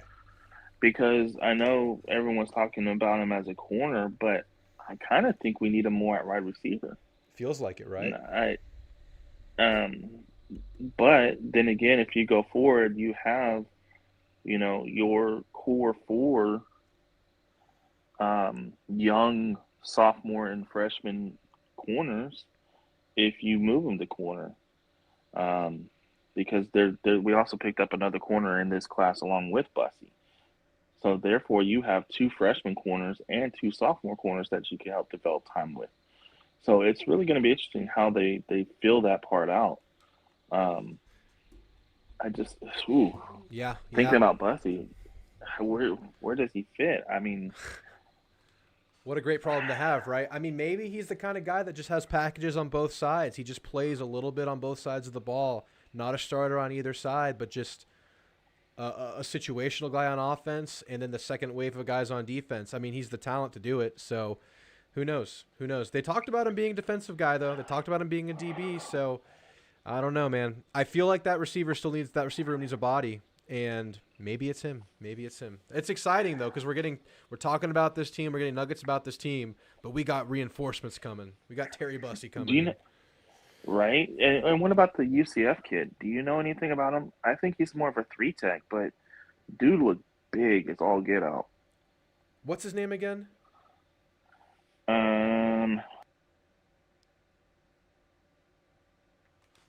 Oh, I think I actually lost you there. Okay, I think I lost Theo there. I heard him cut out, and now it's gone dark. All right. I'm going to remove you from the chat. I'll pull you back in a second. Oh, you there, Theo? Yes, I'm there. I had to go out to X real quick, but I don't remember his name. I couldn't find it in time. I was about to lose you. Gosh. Anyways, all I know is when I looked at his film, he looked big. He looked more like a 5-tech, 3-5-tech. So I still think we should be in the market for one of those nose guards. Yep, that's where I'm at too. The question is who do we lose on the team to make room for that? Yeah, I don't think teams are hesitant to go over 85 right now. I think they just feel like it's going to happen. I mean, we're obviously over 85, but I don't think teams are really worrying about 92? it. Yeah. Oh, you're talking about the guy we just got. Yeah, we're at 92. We're at Celisar, right? Celisar, yeah. Dude, that guy's big. I think he's listed at 265, but he might be bigger than that at this point. But that's a guy that you can move around for sure. Not a nose, obviously. He's definitely bigger than 265. He looks it. He looks every bit like Gus Gordon. Yeah, that's a 280 plus. Yeah, absolutely. Man, I mean, we're going to gush about this every time we talk about this roster, but the packages we're going to see on this defensive line, if you want to move Scorton inside on third down, move Shamar Turner inside on third down, if he's inside at all times, I can't wait. Now you got another flexible guy here, another guy that you could just go out there and play around with. So, man. And then you still got kids like Dylan Kennedy, who hasn't had a chance to show his speed. Eni White hasn't showed his chance to have that speed. Scylla, Cassius Howell. Oh my God, there's so many. Dude, I mean, okay. Edges. I've been saying through my spring evaluation, and I think we're going to end it on this note here, and I'll let you comment on it, then we'll get out of here. But I've been saying through my spring evaluation, I feel confident about this offense coming into next season, not skipping a beat. But I'm starting to get confident about not only the defense just kind of maintaining the status quo, but taking a leap next year right now. This is speculation season, right? We're getting hyped about things we haven't seen yet. But what we're hearing about this defensive back room and just the toys that you have on the defensive line right now, man, I'm getting very excited about this defense. And I was excited about this offense, which apparently is still in the building stage, more so than the defense maybe. I'm excited about the principles of the offense. Like, me personally, I love what Klein does as a X's and O's principle thought process. Mm-hmm. He's very much a spread you out, but to run you. He reminds me of what Grubbs did with Washington. Yeah. You know, he's going to spread you out. He's going to make you see eye candy with the receiver going in motion just about every other play, or a tight end going in motion every other play, or a tight end pulling backside every other play. And you're really going to have to play some sound defense against us in order to not get burned by a sneaky tight end up the middle. You know? Lots of air in the defense when it's spread out like that. Yeah, that's just the name of the game right there. Or a backside leak of the tight end, because he's a master at doing it. Kansas State did it repeatedly to Texas last year and the year before with Klein at OC and stuff. But defensively, the key is going to be the linebackers. Yep. That's going to be the key to that whole entire defense.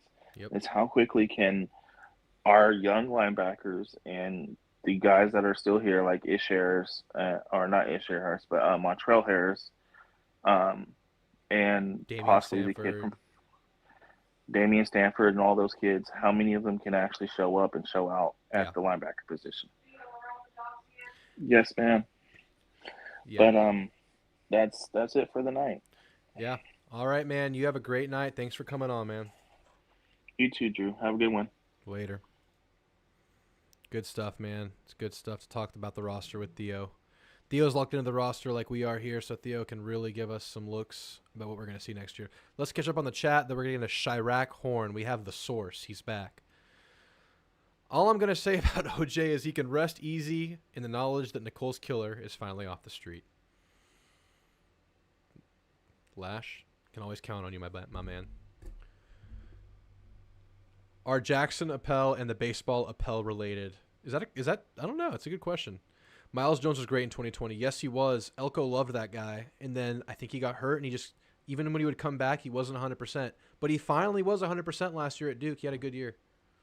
Chappelle just lacks closing speed. Yeah, but he's pretty sticky. Like, I think you used the word sticky to describe him yesterday. He seems to be in the right place at the right time, but he does lack that closing speed. I agree with that. Corner depth has never been great under Jimbo. Same with Sumlin. It feels like it's going to be a strength now for sure. Busty's definitely needed at wide receiver. Good to have you back, Jeb. These are all good points. Yes.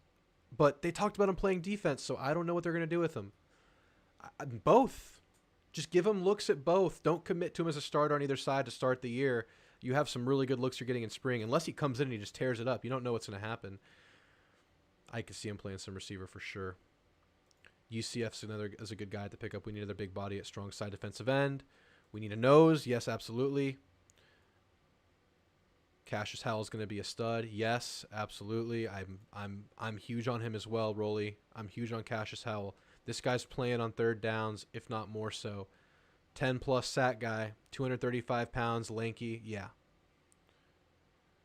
Lucci thinks we're looking for another defensive end. Interesting. I think Rylan Kennedy is a defensive lineman, but I don't know if they're going to move guys around. I don't know. If Bear Alexander wasn't a knucklehead, he would have been a great nose guard to have. Wow. Pope is actually happening. Okay, call in. I'll give you 2 minutes. Call in.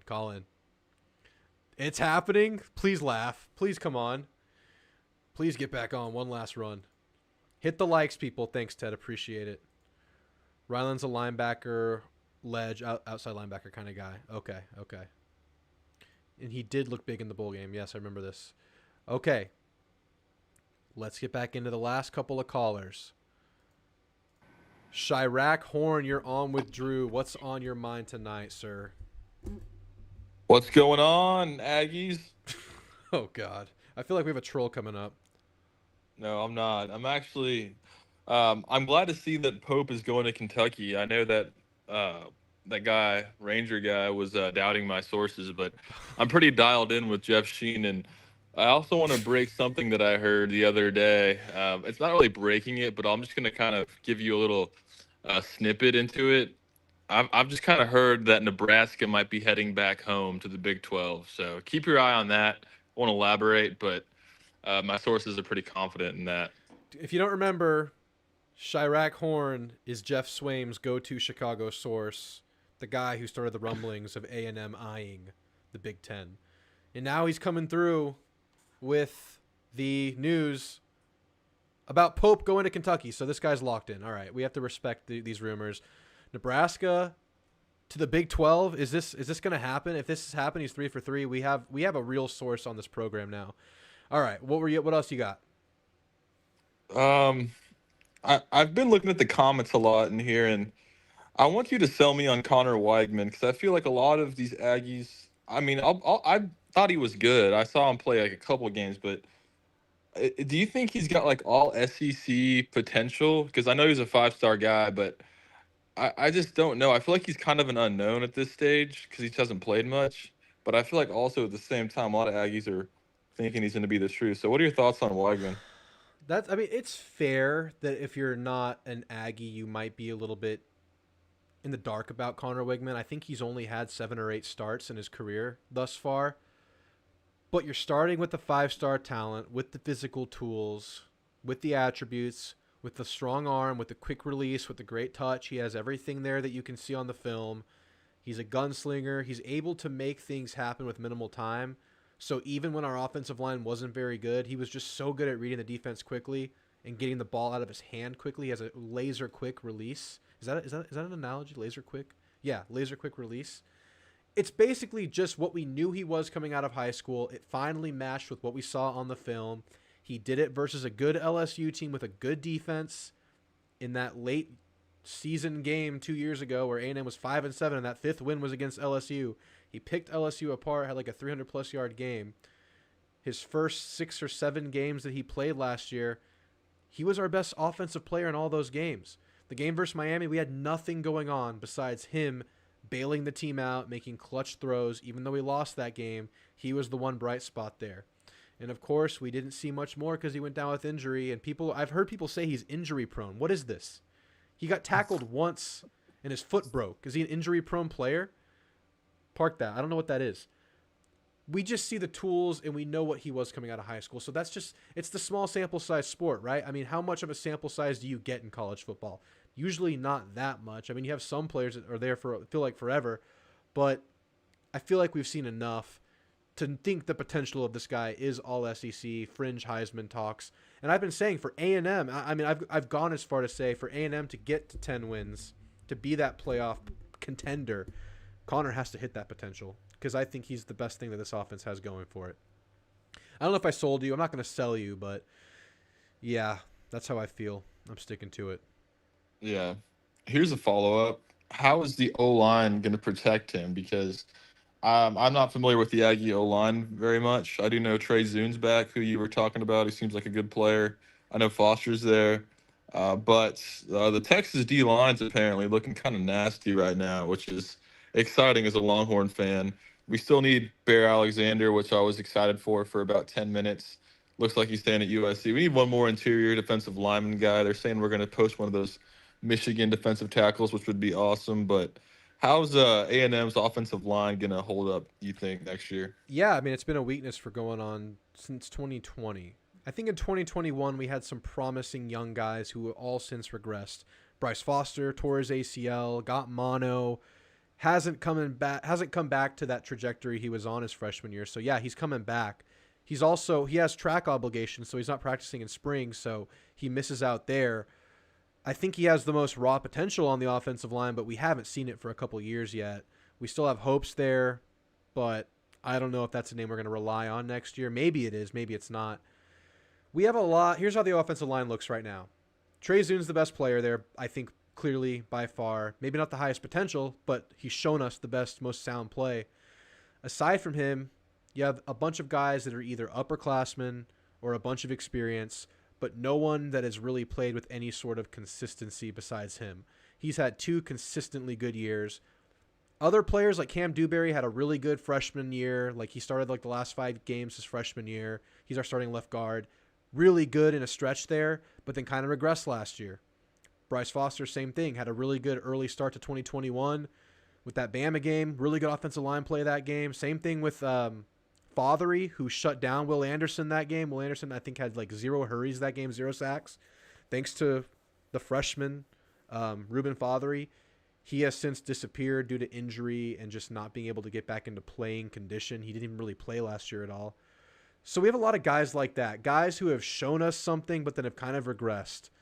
We have some guys who were young last year that played just inconsistently all year, like Chase Basantis, true freshman last year, high 4-star kind of guy, had good moments but also had a lot of freshman moments. So a lot of guys like that, a mixed bag of guys with up and down careers, but are getting into their older years or getting into their more experienced years of compounding. So we're hopeful that with a new staff, they can tear it down and build it back up to at least something that's serviceable.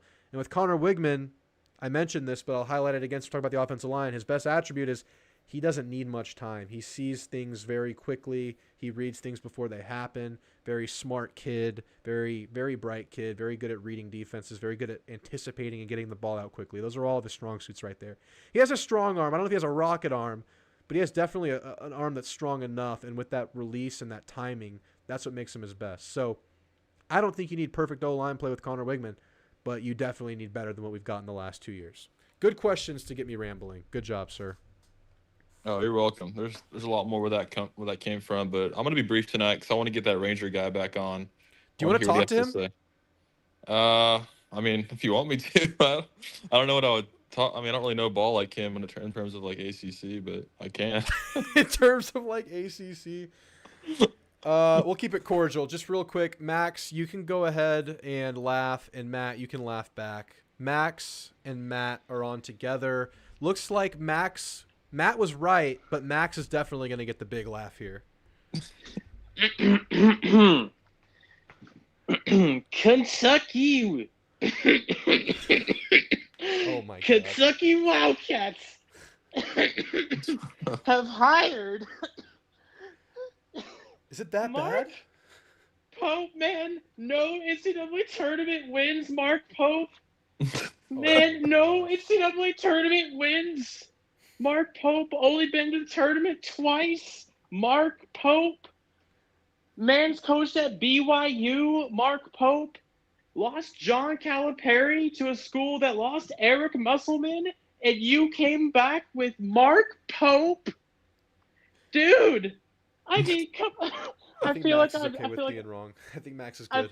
I am so happy with being wrong about this because this is hilarious. I'm sorry. This reminds me of none of you are soccer fans, but if you did, there's a meme where there's this random African guy who laughs at soccer scores sometimes whenever they're embarrassing. And there's like a meme where Liverpool beat the crap out of Manchester United a couple times, and so he's just like Liverpool and then laughing his butt off, and then he reads Manchester the score, and then he reads Manchester. Now he just keeps laughing, and it's very funny. This dude's name like Acrobet or whatever. This is like that moment for me, but instead it's hiring Mark Pope. I can't even put to words how embarrassing. Like, could you imagine as a Kentucky fan, you went from John Calipari to a coach that has 0 NCAA tournament wins? I mean, how can you even come to grasp with that? I don't get that at all. It doesn't make sense. Can anybody justify this? He's a Kentucky guy. Like, he played ball there, but that's not a reason to hire someone. Oh yeah, let's just hire the boys. Let's bring the old gang back together, folks. You know, get the boys. John Calipari's not fun back with us. Let's get the boys. Let's get the guy back in the crew. You know, from the good old days with Mark Pope. That's our only reason. You know, we could have had anyone in the country, and we have Mark Pope. Oh my God.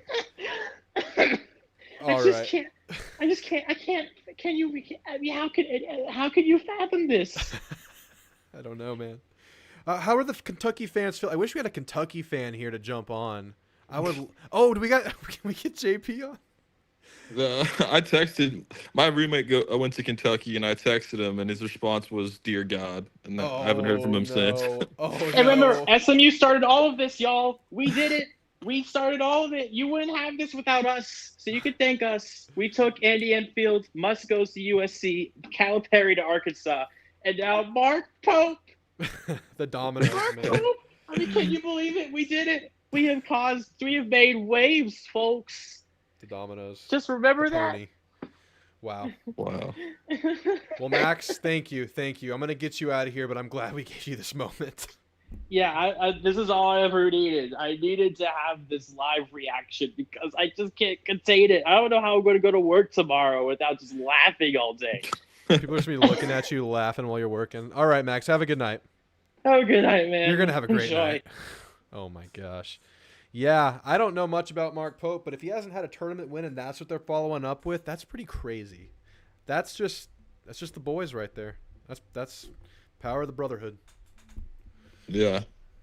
I was in honor of talking to Max, I was looking at the SMU football schedule, and it looks like they have Florida State coming to play in that stadium this September, which is crazy. Like that stadium hosting Florida State, that's going to be an interesting, compelling site, which is kind of exciting, honestly. They got Louisville, Cal. Why can't SMU become like a power? I don't see why not. They have the money. They're in the right spot. They're in a decent conference right now, although that conference is about to explode. I don't see why SMU can't grow and build off of this. They need to be good now, like this year, because the ACC is not going to last much longer. So they need to have a good year one audition for, I don't know, the Big 12 in the future, or rebuilding the ACC is one of the big time programs. But they got a nice schedule: TCU, BYU. I'm excited to see how they do, but so let's say like we're Spurs fans. That's our biggest basketball. I mean, we're fans of our respective college basketball teams, but that's like if Popovich retired and we hired like who's a good guy? Who's like some random player who is like a mid coach somewhere else, like an Avery Johnson? Is that what this is like? No, Avery Johnson's had more success than Mark Pope. It'd be like who's failed? Yeah, he's just like or some random guy like a Rasho Nesterovic becomes Jock Vaughn. It'd be like Jock Vaughn. Yeah, I would not be on board with that. Yeah, that's a good one. Jacques Vaughn. Man, that's pretty crazy. That's insane. That's a downgrade. I mean, they needed a new guy, but that's pretty wild. Anyway, what else do you have, Chirac Horn, before I let you go? There was one other thought that I wrote down. I was looking at So I'm not a fan of this new college football playoff, of course. I think it's stupid. I think it takes away from the season. Conference championships mean less now because I feel like there'll be a lot of repeat games in the last couple weeks of the season, and people will be holding out for the playoff. But I'm looking at the schedule, and it's kind of nice this fall. I mean, we get conference championship weekend, start of December.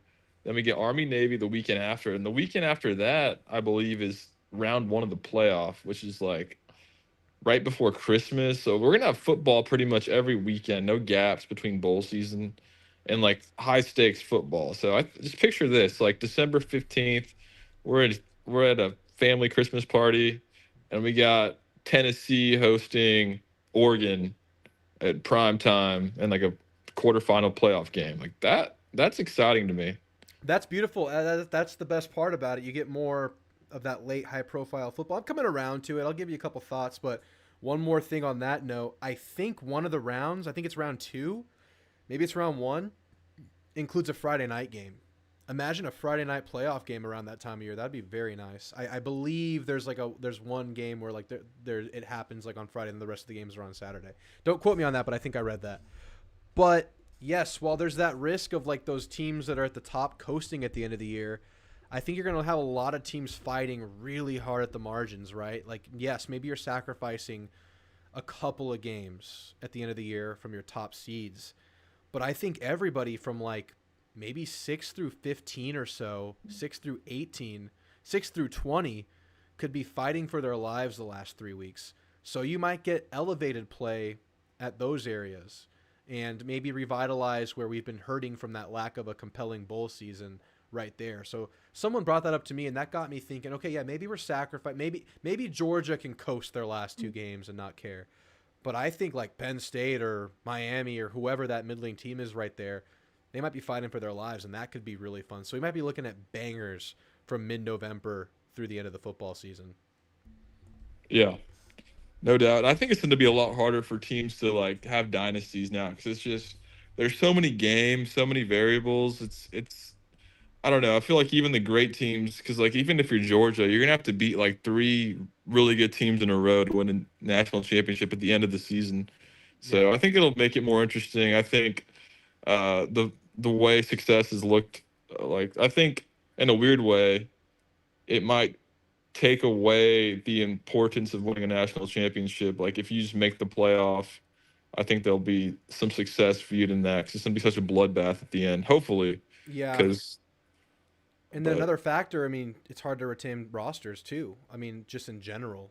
I mean, you're just going to lose players. Yeah. It's just going to happen. Some of your guys that are maybe not seeing playing time, they might be gone. So, I mean, you can add them just as quickly, but I think continuity is important as well, and chemistry and all that stuff. But anyway, if that's all you got, those are some great points. You got me rambling. We got Max on here cackling.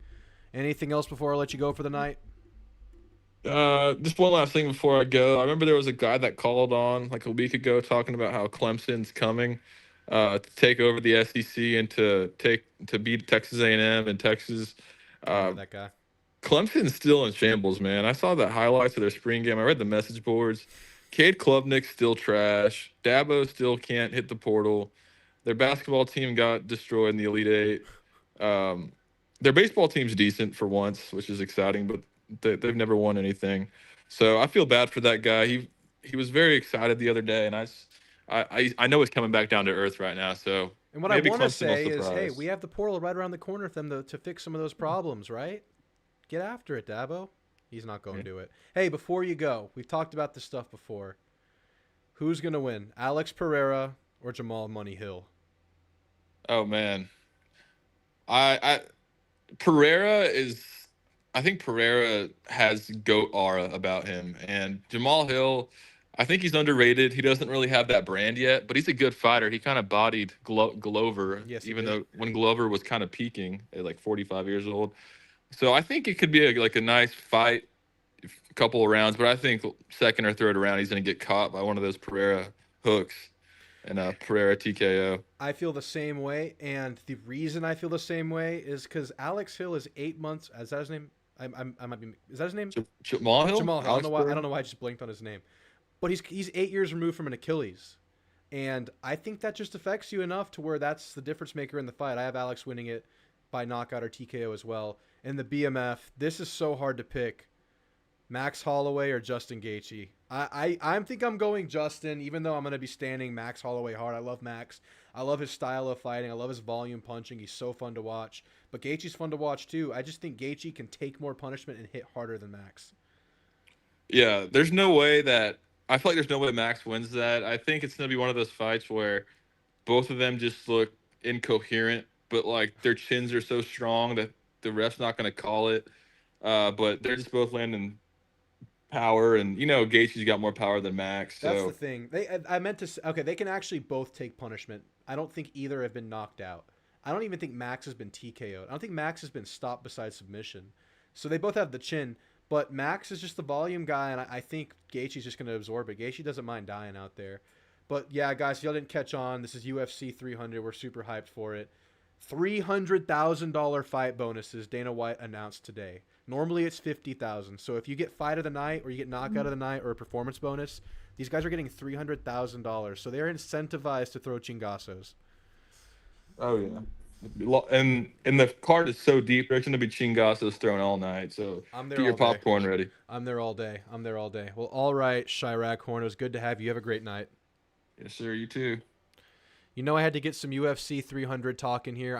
I saved it for the end of the show. I didn't bore you guys with it too early.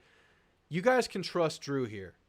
I recommend you purchasing UFC 300. If you're dabbling with the sport, if you're kind of into it, this is a good one to buy. And if you don't want to invest in it, that's fine.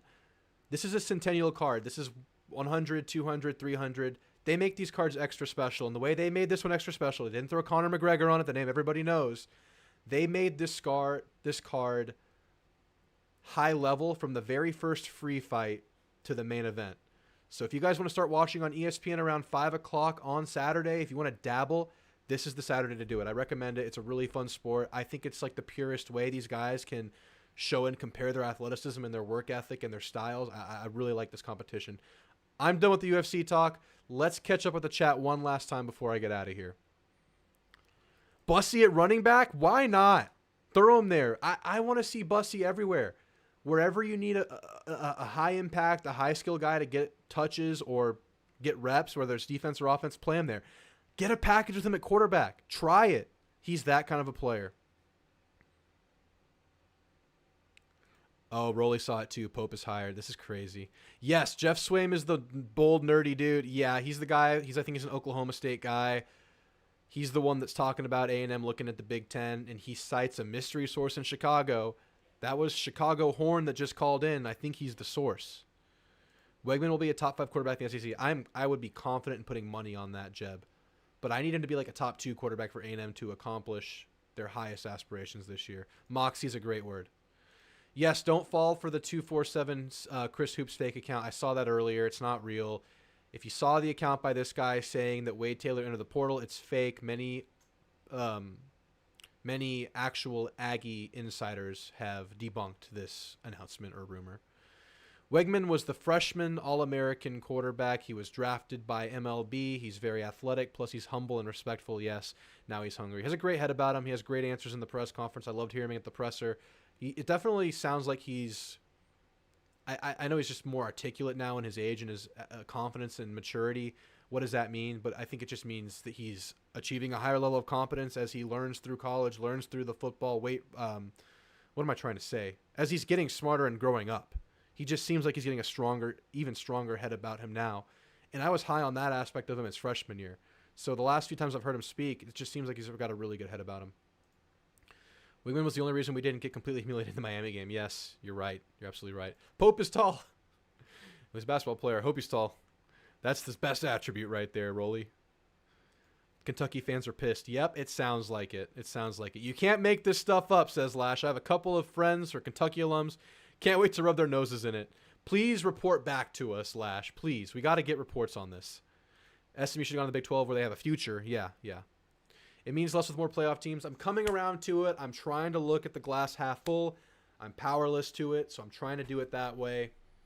I'll say it again. Yes, maybe some of those teams at the high end, the top 4 teams at the end of the season, maybe their feet are coming off the gas. Maybe they're not getting as many high-profile games as they're used to, where any game is a de facto eliminator. That's not the case anymore. But the teams that are like on the fringe, maybe rank 6, the teams that can potentially fall out with a loss, through a team that can rise with some wins, 6 through the 20 ranks, those guys are going to be in some high-profile, important battles down the stretch of the year in November. So, I don't know. I'm going to give it a chance. I think we might see some great games in November outside of that top 4 or 5. Aggies playing on a Friday night primetime in December. Sign me up. That would be beautiful, Rolly. Oh, my gosh. I can't even imagine that. The whole family's together. You're watching it. Man. I miss when bowl games used to matter. Hopefully the playoff can take the place of them, of that kind of that thing we miss. Natty on a Saturday. Dude, why is it on a Monday? What the hell are we doing? I don't understand. Klubnik was a 5-star in Aggie Legacy, and he's fallen off a cliff. Talking about Kubiak? Or is Klubnik that guy? Is Klubnik an Aggie Legacy? I don't know. Saturday Natty is necessary. I'm not spending that on a PPV. I love UFC, but I'm not buying pay-per-view stuff when I learn everything for free on X. It's just the pure entertainment value, man. It's heart-pounding. To me, it's the highest level of just, like, human competition is just fighting in the cage. Plus, these guys' technique is next level now, much more so than the days in the back. Than the old days. Good to see you, Gary. You made it to the tail end. You can always rewind it. No problem. The Big 12 shunned us. It ain't our fault. And ACC, I think Matt's right. Make a name for yourself these first couple of years you're going to have in the ACC before it starts blowing up. It's crazy that Wegman's in his 3rd season, and with a great year, it could be his last season, and that might be the best thing for us. And it feels like he's still a freshman. That is so true. We need to get that full Wegman season. We haven't gotten it yet. Let's get it this year. But guys, great show tonight. Great show. I always say it's going to be a shorter show, and then we just have great comments, great callers, great events happening. We had the hiring of Pope in real time. We had the return of Max just to laugh at it. Great stuff, guys. Guys, thanks for being here. Fun as always. I will see you guys next week. I'm going to have to move the live show from Thursday. Stay tuned about what day it's going to be on. Probably Wednesday. Would love to do a fight party in a few years. Maybe we can do a Drew Tamu fight party in the future once we grow in numbers. I'd love to do something like that. We can get crazy down the road. If Ag leads for the Big Ten, will TU follow? Yes, Philip. They always ride our coattails. Have a great night. Thanks for watching. Gig 'em.